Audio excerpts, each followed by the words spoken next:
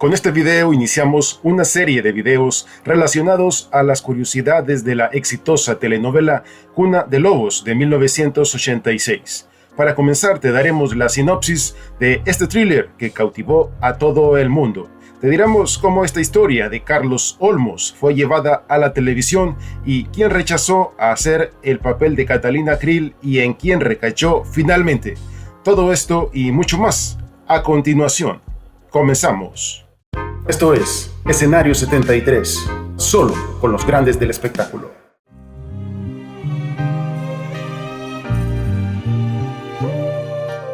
Era el año de 1986 cuando, ante el asombro y la sorpresa de la gente, saltó ante sus pantallas de los televisores una historia con una trama emocionante y de suspenso jamás vista antes.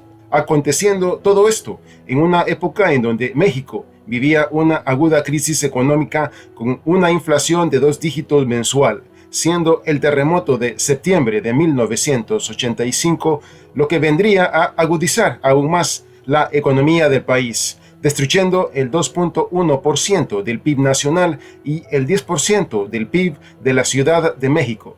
En esta olla de presión social en que se encontraba México, la gente se percata y comienza a ver el thriller Cuna de Lobos, el 13 de octubre de 1986 a las 5 de la tarde, en capítulos de 30 minutos, ni siquiera era hora estelar, quedando enganchada la gente desde el primer momento que la miró. Cabe mencionar que el público mexicano ya había disfrutado en el horario estelar de seriales que se dedicaban a descubrir la identidad de un asesino, como en Extraños Caminos del Amor en 1981 de el productor Ernesto Alonso, o Vivir un poco en 1985 de Valentín Pimstein. Sin embargo, el público no había conocido a una protagonista tan implacable como lo fue Catalina Krill, interpretado por María Rubio. La historia relata hasta qué punto una madre es capaz de hacer las cosas más aberrantes para cuidar a su hijo. La casta es lo primero. Antes que el amor, los valores morales y la opinión de la gente, va la casta. A mí no me importa la autoridad moral, sino la autoridad económica. Esa es mi ley en la vida. Catalina Krill junto a su esposo Carlos son los dueños del gigante farmacéutico llamado Lar Krill y se percata que él tiene un favoritismo inocultable hacia su hijo mayor José Carlos e hijastro de ella, pero Catalina procura con éxito, aún a costa de la muerte de su esposo, que su hijo menor, su preferido Alejandro, tome las riendas del negocio. La causa, la culpa, que hizo vivir a su hijastro de una herida por la cual decía que había perdido un ojo con el trompo y ella andaba con un parche siempre ante la vista de los demás, hasta que su esposo un día la vio sin el parche y para proteger el secreto de la mentira lo asesina. No me dejas otra alternativa, Carlos. ¿Eres tú o yo? En cada uno de los planes, Catalina procura hundir a su hijastro, ayudar a su hijo y eliminar como sea a quien se atreviera a develar el secreto bajo el parche.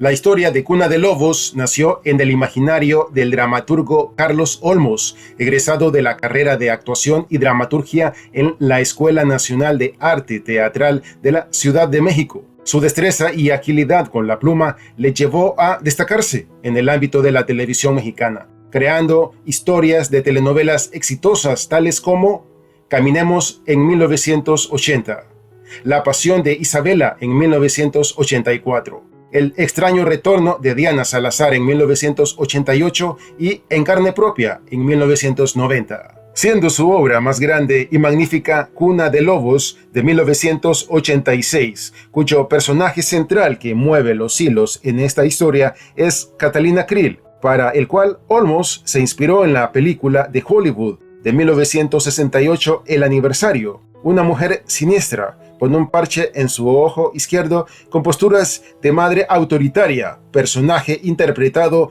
por la legendaria actriz de Hollywood Bette Davis. I had you summed up the moment you poked your head up. Esta historia difirió un poco en relación con la novela original escrita, sin embargo, tal como sucedió en La Pasión de Isabela y El extraño retorno de Diana Salazar, encontró apoyo con el productor y director de escena Carlos Telles, adaptando dicha historia a la televisión, haciendo uso de un humor ácido y negro, a tal grado de reírse ambos cuando escribían las escenas de muerte y drama. Los dos tenían un sentido del humor negro fantástico. Estaban escribiendo las maldades de Catalina y ellos ja, ja, ja, ja, ja.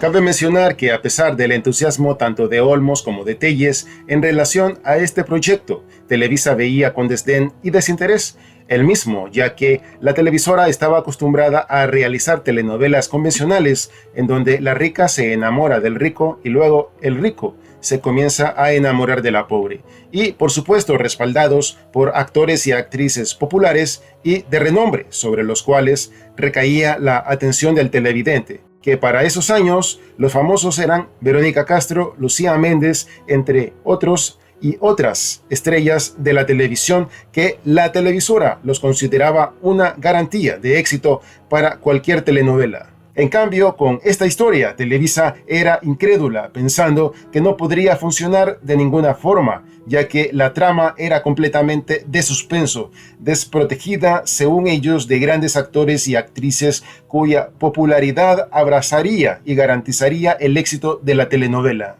Ante tanta resistencia, el escritor y productor se encaminaron hacia el líder y propietario de Televisa, Emilio Azcárraga Milmo, quien en efecto les dio un voto de confianza leve, pero se lo dieron, ordenando la producción de Cuna de Lobos para ser exhibida en capítulos diarios de media hora en el horario de las 5 de la tarde a partir del 13 de octubre de 1986. Fue así que a partir de aquella fecha el público comenzó a ver esta interesante historia de suspenso y, para sorpresa de Televisa, comprendió que la misma estaba teniendo un enorme alcance y recepción de la gente. En definitiva, Cuna de Lobos comenzaba a gustar muchísimo al grado de generar incluso un enorme interés entre los hombres. Luego de transcurrida una semana, esta telenovela tenía el máximo rating en la barra, siendo la señal que le indicaba a Televisa que debía de mover la telenovela al horario estelar, es decir,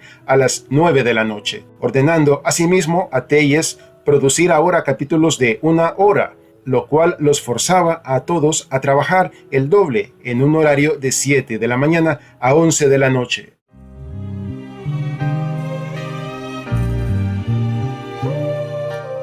En el transcurso de la artística labor de escribir la historia de este thriller, Carlos Olmos le iba dando la forma al personaje de Catalina Krill, adornando al mismo con elementos psicológicos propios de una asesina. Su forma de mirar a sus víctimas de una manera fría, sin empatía e indiferente al sufrimiento infligido a la víctima. El escritor y dramaturgo Carlos Olmos, desde el inicio, mientras generaba la invención de Catalina Krill y le daba las características y el tinte de asesina, lo hacía pensando en la consagrada actriz de la época de oro del cine mexicano, Marga López, habiendo actuado en más de 80 películas, habiendo alternado con leyendas del cine como Pedro Infante, Tintán, Luis Aguilar, entre otros, en películas como El hijo desobediente en 1945.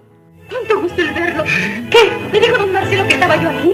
Me dijo Pascualito. Los Tres García en 1946. Hágame caso, chula, pero no se enoje, porque está usted como rifle. Entre otras películas y telenovelas. Sin embargo, Marga López desestimó interpretar el personaje, ya que consideró que el público rechazaría a un personaje de asesina. Al tiempo, continuó justificando su negativa, afirmando: nunca haré el papel de una villana. Una vez me ofrecieron el papel de villana, pero me asusté desde que leí el primer capítulo.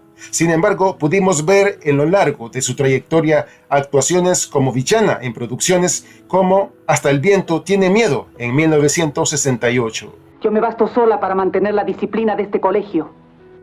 Y en El privilegio de amar en 1998. Pero muerta antes de que tú Ay, señora, me lastima usted muy duro. Fue así que Marga López, a pesar de contar con el histrionismo necesario para encarnar este peculiar y malvado personaje, renunció al mismo. Fue entonces que Televisa fijó su atención en la actriz María Rubio, polifacética, poseedora de un histrionismo que le permitía desarrollar con facilidad personajes tanto de mujer noble como de villana. Fue a partir de la telenovela Doña Macabra en 1963 que María Rubio comenzó a cimentar su carrera y su nombre en el mundo de la actuación, recordando sus grandes actuaciones en Muchacha Italiana viene a casarse en 1971, Rina en 1977, Colorina en 1980 y Tú eres mi destino en 1984. Sería entonces en 1986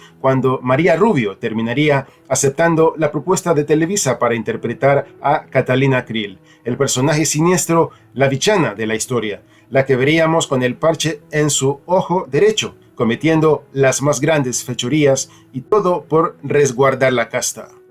Pero tengo una contraoferta que hacerle. ¿Qué es lo que usted va a hacer, doña Catalina? Lo que debía hacer desde el principio. Como estamos seguros que este video te gustó, te invitamos a ver la segunda parte de las curiosidades de Cuna de Lobos de 1986. Estarán fantásticas. Nos veremos en el próximo video.